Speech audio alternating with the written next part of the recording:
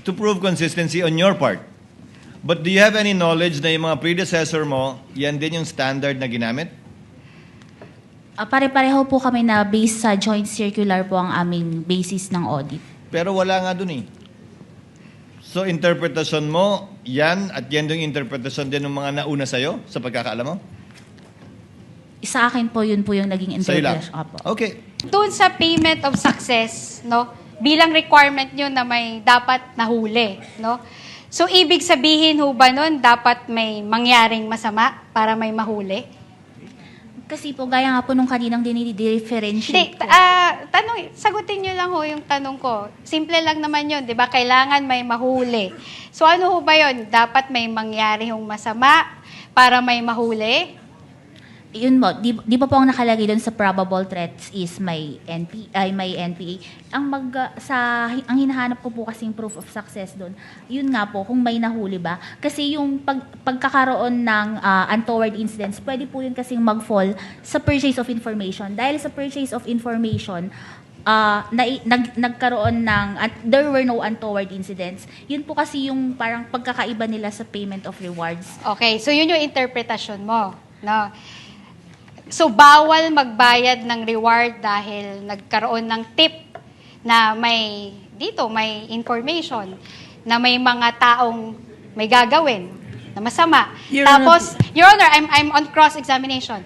Tapos, napigilan natin kasi nga hindi tayo pumunta sa lugar na yon, hindi tayo nag-conduct ng event sa petsa na yon based on confidential information. So, walang untoward incident. So, bawal ho bayaran ng reward yung tao na nagbigay ng information. Are you done with the question? Don't answer. I think right now she is. I make an objection, Your Honor. Yes, what's your objection, Counsel? Your Honor, the counsel is now asking a misleading question. She is mixing payment of rewards and payment for information. Your Honor, the list required by this witness is for payment of rewards. Precisely, payment of information is not disallowed.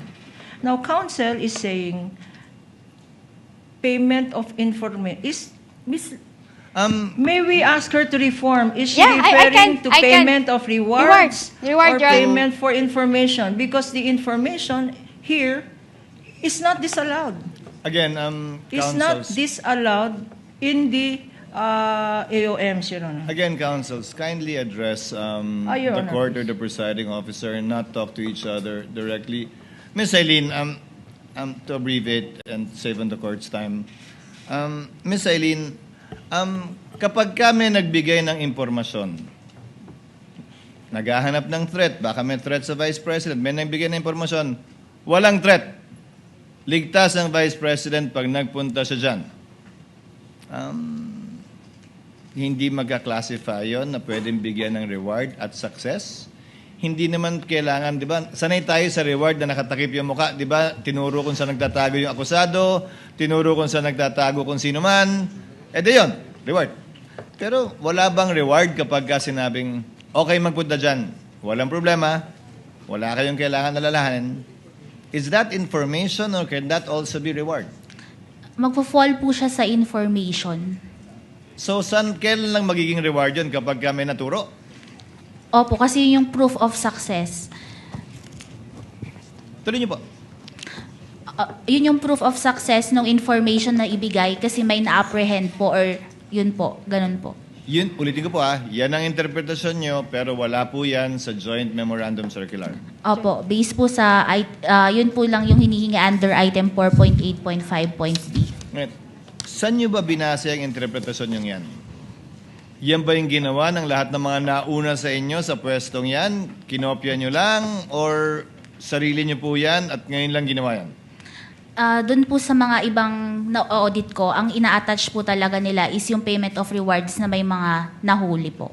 So lahat ng in-audit nyo nung nakaraan, for consistency sake, merong nahuli o na-apprehend? May ganun pong mga naka-attach na mga dokumento. At tulad dun sa iba, kapag walang nahuli o na-apprehend sa reward, ine-AOM o dinidisallow o sinususpend nyo? Hinahanapan po namin ng proof of success, opo.